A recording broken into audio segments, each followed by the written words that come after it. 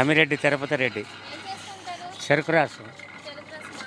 ఈ చిరు వ్యాపారస్తులకి డబ్బులు వేస్తున్నారు, వస్తున్నాయా? నేను వేయలేదు, మేము తీసుకోలేదు. మళ్ళీ నేను ట్రై చేయలే, ఫస్ట్ రాలే.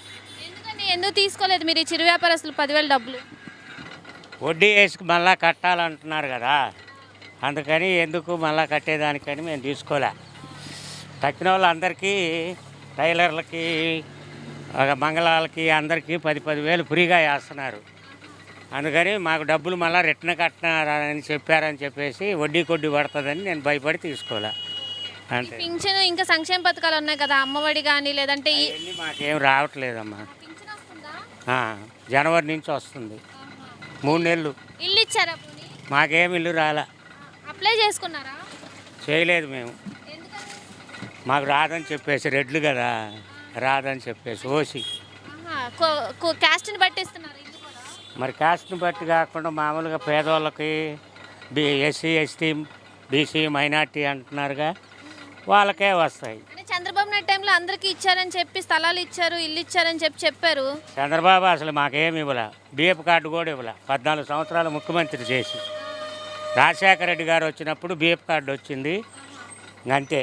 ఆ తర్వాత మాకేమి ఇదేం లేదు చంద్రబాబు దాంట్లో. ఇప్పుడు డెవలప్మెంట్ ఎలా ఉంది మరి రాష్ట్రం? ఏం డెవలప్ అమ్మా, అన్నీ మామూలే. ఆయన ఉన్నా చేసేది లేదు, ఈయనున్నా చేసింది లేదు. అది మారితే బాగుంటుంది అంటారు. ఇప్పుడు ఎన్డీఏ కూట ముగ్గురు కలిసి వస్తున్నారు. ముగ్గురు కలిస్తే అసలు వాళ్ళ కోట్లే పడవు, రోజు గొడవలే. ఇప్పుడు సాక్షి పెడితేనేమో సాక్షి వాళ్ళది గొడవలు అంటారు, వాళ్ళ గొడవలు. ఏబిఎన్ టీవీ పోయి వాళ్ళు పెడితేనేమో జగన్మోహన్ రెడ్డి అది ఇది అంటారు. ఇప్పుడు ఏదో అదేదో దొరికిందంట కాంటారినారు, ఏదో వీళ్ళ మీద వాళ్ళు చెప్పుకుంటున్నారు, వాళ్ళ మీద వీళ్ళు చెప్పుకుంటున్నారు, గంజాయి. మరి అది అలా ఉంది పరిస్థితి. ఎవరికి ఓట్లు వేయాలా? ఇప్పుడు ఓటు ఎవరికి వేయాలా? అది పరిస్థితి. ఓటు వేయకుండా ఉంటే ప్రశాంతంగా ఉంటుంది. వాళ్ళు ఎవరికి? మీకు ఓటు కార్డు ఉందా? 2 కార్డులు వచ్చినాయి. లాస్ట్ టైం వేసారా? నేను వైసీపీకి వేస్తా. లాస్ట్ టైం వేసారు, ఈసారి మారితే బాగుంటుంది అంటారా? ఎవరికి వేయదలుచుకోలే. మరి మీ ఓటు వేస్ట్ అయిపోయింది కదా. కానీ వాళ్ళకి వేసి వాళ్ళ చేత బాధలు పడతాం ఎందుకు?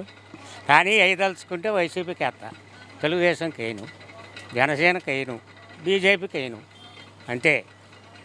మీరు చూపించిన టీవీలలో నాకేం బాధ లేదు. అది జగన్ వస్తే బాగుంటుంది అనుకుంటున్నారా? అది నేను చెప్పను. జగన్ వచ్చినా, చంద్రబాబు వచ్చినా, ఎవరు వచ్చినా ఈ పరిస్థితి ఇదే. ఏపీకి మారేది ఏమి లేదు. తీసుకెళ్ళి అన్నీ మన వాళ్ళు తెలంగాణలో పెట్టారు. ఇప్పుడు 10 సంవత్సరాలు అయింది. 10 సంవత్సరాల నుంచి మనకు హైదరాబాద్ వాడుకోవచ్చు, కానీ అది వదిలేసి వచ్చారు. ఇక్కడ ఒక బిల్డింగ్ కట్టింది లేదు. ఇప్పుడు వైజాగ్ అన్నారు, ఆడేదో పాత బిల్డింగులు పూతలు పోతుంటారు, ఆడంతే. మరి అదేదో కర్నూలు అన్నారు, అది ఇప్పటికి ఏమీ లేదు. రాజధానులు అన్నారు 3, ఏమి అవ్వదమ్మా. ప్రజెంట్ మనకి రాజధాని లేని రాష్ట్రంగా తయారైంది. రాజధాని ఉందిగా మనకి, విజయవాడ, అంతే. అది అమరావతి కాదు, విజయవాడే రాజధాని. ప్రజలు నిర్ణయం చేసుకున్నారా? అంతే. మేమున్నప్పుడు మాది రాజధాని ఇక్కడ. ఇప్పుడు వైజాగ్ ఉందనుకో, వాళ్ళే మాది రాజధాని అనుకుంటారు. కర్నూలు ప్లస్ అమరావతి మాదే రాజధాని అనుకుంటారు. అమరావతిలో ఇప్పుడు వాళ్ళందరూ ఈ దీక్షలు బోక్షలు చేస్తున్నారు. ఏమైనా వచ్చిందా? ఇప్పుడు అప్పుడేదో ఒక బిల్డింగ్ అయ్యి 1 టన్ను కడితే అవన్నీ తాత్కాలిక భవనాలు పెట్టారు, వర్షం పడితే నీళ్ళు పడుతుంటాయి. ఇప్పుడు 1 టన్ను కడితే అనుకోవచ్చు. ఐటీ కంపెనీస్ కూడా ఇక్కడ ఏం లేవు కదా, మరి ఉద్యోగ అవకాశాలు ఎందుకు లేవమ్మా? జగన్మోహన్ రెడ్డి ఇప్పుడు ఐటీలు వస్తున్నాయి, కోట్లు డబ్బులు వస్తున్నాయి. ఇప్పుడు ఆయన చేయలే. ఇప్పుడు ఎంత మిగిలిచ్చిపోయిండు అప్పు? ఏం చేసింది? ఇంకా తక్కువ. ఎందుకంటే జనాలకు వేస్తున్నాడు. ఇప్పుడు ఒక ఎడ్యుకేషన్ మీదనే పిల్లలకి, తల్లులు కానించి పిల్లలకు బూట్లు, చెప్పులు, గుడ్డలు అన్నీ ఇస్తున్నాడు. అన్నం ఫ్రీగా పెడుతున్నాడు. మళ్ళీ 15,000 వేస్తున్నాడు. మళ్ళీ తల్లులకు 15,000 అని 18,750 అని వేస్తూనే ఉన్నాడు ఆయన జనాలకి. ఆయన అప్పు చేసి జనాలకు పెడుతున్నాడు.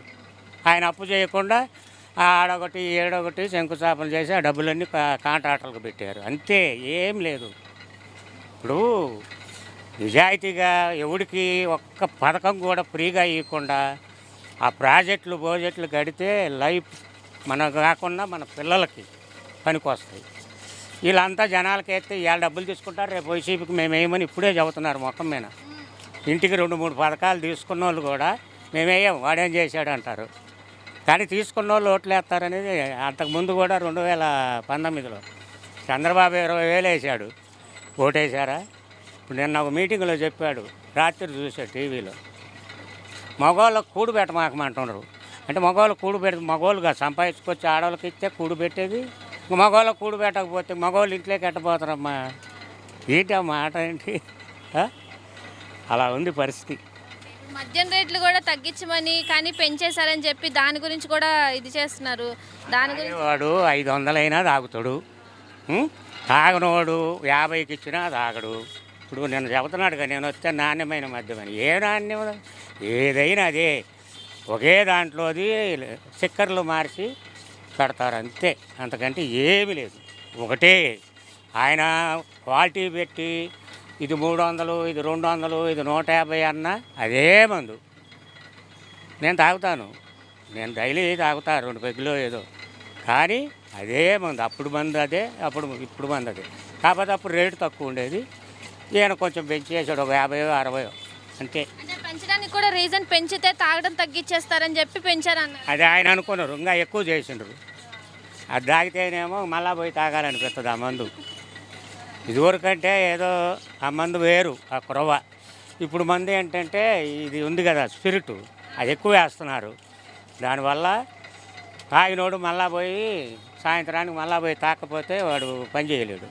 అది సో మీ ఓటు అయితే వినియోగించకూడదు అనుకుంటున్నారా? తలుచుకోలేదు, వినియోగిస్తే మాత్రం వైసీపీకి వేస్తా. అది తెలుగుదేశానికి ఒక్కసారి వేసానమ్మా, మా గద్దె రామ్మరావు ఎమ్మెల్యే, మా డివిజన్, ఆయనకి వేసా. ఆయన ఎలా పని చేశారు? ఆయన ఇప్పటికి కూడా బాగానే చేస్తున్నాడు. ఆయన కూడా నెక్స్ట్ వస్తాడు అనుకుంటున్నా, కానీ ఇచ్చారు. 3వసారి కదా, ఏమన్నా డౌట్ ఉంటుందేమో మనకు తెలియదు, కానీ ఆయనకు మాత్రం ఆయన మంచి వ్యక్తి. ఒక రౌడీలు, ఒక గన్వేన్లు అవి ఉండవు ఆయనకి. ఆయన వస్తే సింగిల్గా వస్తాడు, బండిలో సింగిల్గా వెళ్తాడు. తక్కిన వాళ్ళందరూ ఆయన చేసింది ఇంత 10 మంది ఉంటారు బాడీ గార్డులు, 10 మంది వెనకాల జనాలు ఉంటారు. ఆయన మంచి వ్యక్తి. అది మా డివిజన్ కూడా తూర్పు నియోజకవర్గమే. అది